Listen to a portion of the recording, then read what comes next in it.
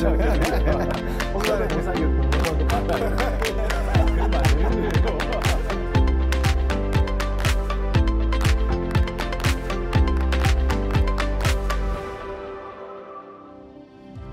자, 여러분 안녕하세요. 오늘도 목사님 궁금해요. 이승현 목사입니다. 오늘도 성도님들이 궁금해하는 신앙의 질문들을 담아서 오늘도 카메라를 켰습니다. 자, 오늘의 질문은 뭐냐? 바로 성령 충만이 뭐예요, 목사님? 바로 이 주제입니다. 오늘도 성령 충만에 대해서 잘 설명해 주실 성령 충만하신 우리 류홍열 목사님 모셨습니다. 안녕하세요. 목사님 안녕하세요. 네. 와, 목사님 오늘 성령 충만에 대한 이 주제인데 네. 목사님 이미 성령 충만하시잖아요. 아니, 성령 충만 주제는 너무 아름다운데 답변할 모델이 아니에요. 아닙니다. 목사님 이미 성령 충만하셔서 목사님의 삶의 이야기들을 나눠주셔도 지금 목사님의 그 포스가 성령 충만한 딱 그 모습입니다. 저 목소리가. 네, 목사님 그러면 첫 번째 질문부터 가볼게요. 네. 이 교회를 다니다 보니까 이 성령 충만이라는 이 단어들이 곳곳에서 많이 등장하는 것 같아요. 네. 기도 제목이라든지 뭐 찬양이라든지 여러 부분에서 이 성령 충만이 등장하는데 네. 목사님 이 성령 충만이 도대체 뭐예요? 네. 네. 한마디로 말 그대로 네. filled with Holy Spirit. 네. 그러니까 성령으로 충만한. 그러니까 성령이 그러면 뭡니까? 네. 우리가 예수 그리스도를 믿는다라는 것 자체는 성령이 우리 속에 주인으로 오신다는 거거든요. 네, 네, 네. 그 성령이 우리 속에 있는 걸 내주라고. 네. 내주 우리 속에 계신다는데 네. 그 성령님이 우리 속에 힘있게 확 살아 나오시는 것. 그분이 내 속에 통치하셔서 주인으로 네. 나를 다스려 가는 걸 두고 성령 충만을 할 수 있습니다. 그러면 목사님 성령 충만이 꼭 필요한 건가요? 그렇죠. 네. 성령 충만이 없게 된다면 네. 구원을 얻는다라는 것은 성령으로 말미암아 이루어지는 일인데 네. 그러니까 누구든지 구원의 백성이 된 그리스도인이라면 네. 이미 성령이 우리 속에 있다고 말할 수 있어요. 그렇다면 내 속에 성령을 그 하늘에 하나님을 모시고 있는데 네. 내가 주인이 되어 살아가고 내 마음대로 살아간다면 얼마나 안타까운 일이에요 이게. 네. 성령의 충만을 받아야 내 자아를 부수고 그분이 직접 주인으로 나타나는 거. 그분이 나를 통치해 나가시는 거. 그러면 전혀 새로운 삶이 하나님이 원하시는 삶이 펼쳐지겠죠. 네. 목사님 그 대부분의 사람들은 성령 충만이라고 말하면 네. 어떤 현상에 관심을 많이 그렇죠. 갖는 것 같아요. 네. 뭔가 네. 이제 지금 말씀하신 이 개념보다 이 주권이 바뀌는 개념보다 맞아요. 대부분 뭐 방언을 한다든지 네. 어떤 은사 충만을 네. 성령 충만으로 좀 이렇게 보는 경향들이 있는 것 같아요. 굉장히 중요한 네. 지적을 하셨는데 네. 은사를 받는 것과 네. 때로는 뭐 은사 충만과 성령 충만을 구분할 수 있겠는가? 네. 구분해야 됩니다. 그죠? 네. 은사라는 것은 네. 하나님께서 하나님의 그리스도의 공동체 몸, 네. 하나님의 몸을 세우기 위해서 네. 하나님이 주신 선물이라 봐야 되겠고 그리고 은사는 때로는 지나다 보면 사라질 수도 있고 네. 그리고 필요할 때는 공적으로 쓰임을 받아야 되겠고 네. 방언의 은사는 혼자 하는 겁니다. 네. 그렇죠? 그러나 성님의 은사 같은 경우는 다른 사람을 섬기기 위해서 열심으로 봉사해야 되겠고 네. 그런데 성령이란 것은 성령이 충만할 때 나오는 반응 중에 은사가 있는 것이지 은사 하나 가지고 그분은 성령이 충만하다 네. 그렇게 보기는 좀 어렵다라는 거예요. 그래서 네. 우리는 성령을 구해야 돼요. 성령의 네. 충만함을 구해야 되는 거죠. 그러면은 성령 충만의 그 큰 개념 안에 그렇죠. 은사는 아주 작은 부분을 들어갈 수 있는 그렇죠. 거잖아요. 그럴 수 있는 네. 거죠. 때로는 이 하나의 은사가 오는 순간 예를 들어 방언이라든가 네. 어떤 다양한 은사가 오는 순간 내가 성령의 강한 걸 느낄 수는 있지만 네. 충만은 이례적으로 단회적으로 나타나는 게 아니고 지속적입니다. 자, 예를 들어서 목사님 성령에 보면 에베소서에 술 취하지 말고 네. 성령의 충만함을 받으라. 받으라고 말합니다. 네. 이 말을 가만히 읽어보면 성령 충만이 뭔지 좀 더 이해가 될 수 있는데 네. 자, 이게 명령문이죠. 네, 네, 명령문이라는 것은 누구라도 반드시 해야 된다는 겁니다. 나는 성령 충만 필요 없어가 아니라 성령 충만을 받아야 된다는 거. 네. 예외가 없다라는 거. 또 성령 충만을 받으라 이 원문을 보면 복수로 되어 있어요. 너희들은 모두가 그러니까 한 사람이 네. 아니라 그리스도인 믿는 모든 사람이 네. 받아야 된다라는 것. 그 다음에 수동태로 되어 있습니다. 수동태란 말은 내가 스스로 찾을 수 있는 게 아니고 누군가 네. 나에게 주셔야 얻을 수 있는 은혜라는 거죠. 그러니까 누가 주시는 겁니까? 하나님이 주시는 은혜라는 거. 그 다음에 지속적으로 나와 있어요. 지속적으로. 그 말은 한 번으로 끝나는 게 아니라 계속 성령의 충만함이 필요하다라는 것. 반드시 받아야 된다는 것, 모두가 받아야 된다라는 것, 내가 할 수 있는 게 아니라 하나님 우리에게 주신다라는 것, 지속적으로 필요하다라는 것. 와, 목사님 근데 그 에베소서 말씀 아까 얘기하셔서 그런데 술 취하지 말라 이는 방탕한 것이니 성령의 충만함을 받으라 이렇게 말씀이 나와 있잖아요. 근데 저는 의도적으로 이 대조가 등장하지 않을까라는 생각이 들어요. 맞습니다. 굉장히 중요한 발견인데 목사님 술 취해 본 적이 있으신가요? 아니 웃음으로 대신하지 말고 저는 뭐 술을 그렇게 즐기지는 않았습니다만 예수님 만나기 전에 대학교 1학년 때 조금 마신 적이 있었는데 목사님 상상이 안 됩니다. 제가 한번 마시고 가다가 전봇대가 저한테 확 다가와서 쓰러지더라고. 알고 보니까 전봇대가 다가온 게 아니라 전봇대가 다가온 게 아니었어. 한 번은 또 계속 가는데 땅이 갑자기 일어나더니 나에게 다가왔어.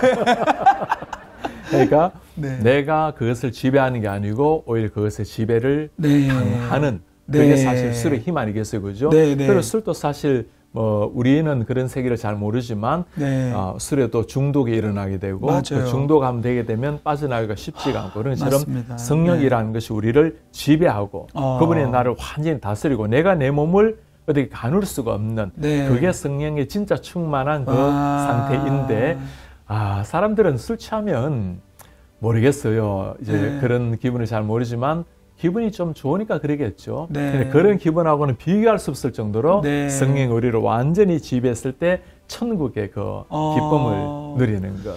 맞아요. 목사님, 이 술 취하는 것에 이 대조를 이룰 때 그것들은 결국은 악한 열매들로 이어지는 경우들이 상당수잖아요.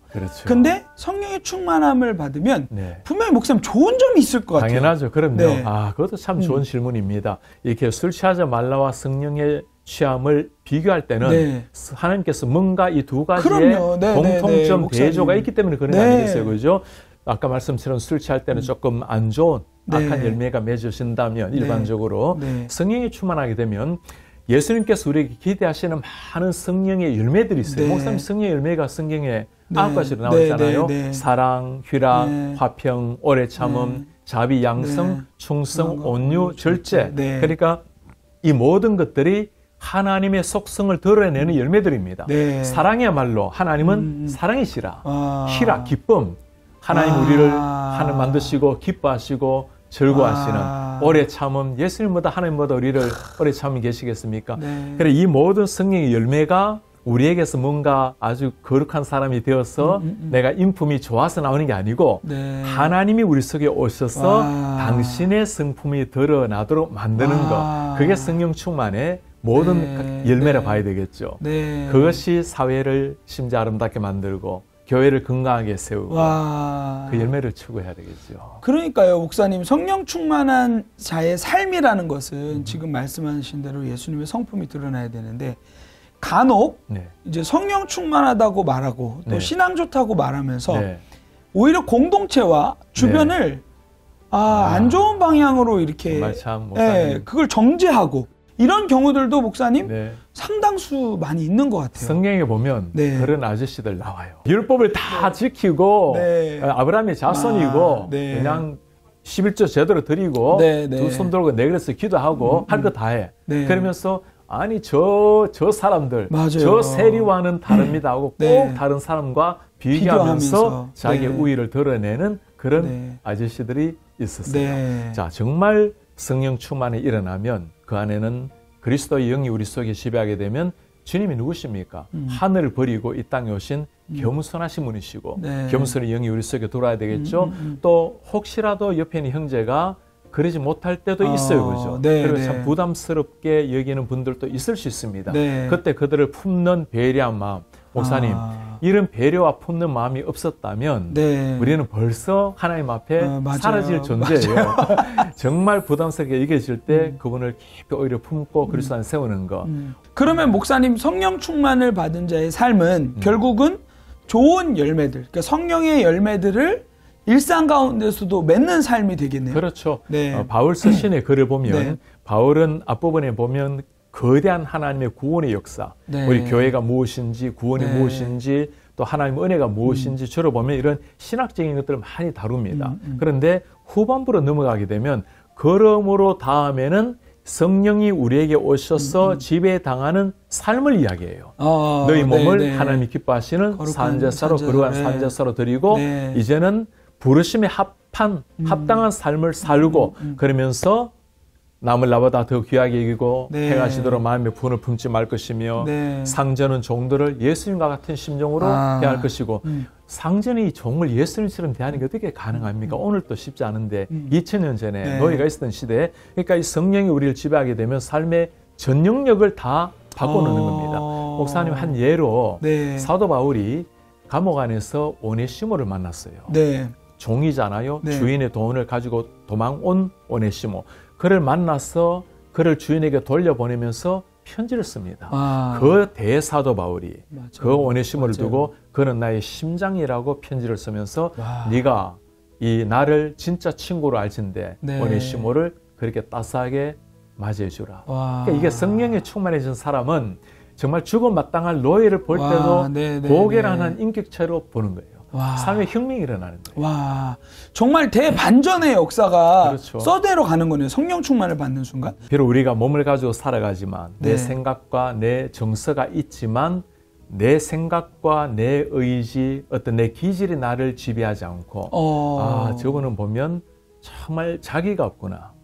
자기가 없는 자아가 없는 자아가 없이 네네. 성령께서 그를 지배해서 살아가는 그분이라고 완벽한 건 아니죠. 그러나 그렇게 하나님 앞에 겸손하게 그 살아간 사람들 보면 목사님 참 기쁘고 하나님께서 저렇게 사랑하시는구나. 하나님이 사랑하시니까 일어난 일이고 또 하나님의 사랑을 받고 하나님을 사랑하니까 네. 일어난 일이겠죠. 저도 목사님을 곁에서 보면서 목사님이 정말 성령 충만하시다는 거를 아까 그냥 하는 얘기가 아니라 목사님의 삶을 통하여서 이게 결국은 드러나는 거잖아요.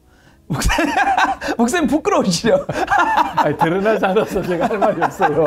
아니 정말 목사님 그렇게 보이시는데 이 질문이 또 나올 수 있을 것 같아요.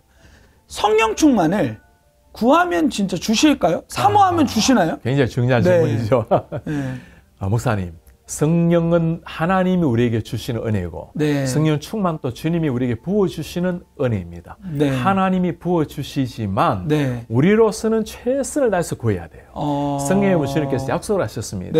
네가 악한 자라도 네. 자식에게 좋은 것을 줄 알거늘 네. 하물며 하늘의 하나님께서 구하는 자에게 좋은 것을 주지 않겠느냐. 누가 보면 구체적으로 좋은 것을 성령을 주시지 않겠느냐라고 말씀을 하셨어요. 네. 그래서 우리는 최선을 다해서 구하는 것이고 네. 그리고 예를 들 수 있잖아요. 목사님. 네. 사도행전을 보면 주님의 제자들이 예수님께서 예루살렘을 떠나지 말고 아버지께서 약속한 성령을 기다려라. 네. 그들은 오순절 다락방에서 간절한 마음으로 네. 그 역사 일어나기를 기다리고 기도했죠. 네. 기도할 때 하늘이 열리고 정말 불같은 놀라운 은혜가 네. 임했고 그러니까 구할 때 하나님이 주시는 선물이라고 봐요. 와, 아멘입니다. 목사님 그러면 성령 충만을 한번 뭔가 강하게 네. 딱 성령의 사람들이라고 하면 마가의 다락방에 빡 네, 하고 네.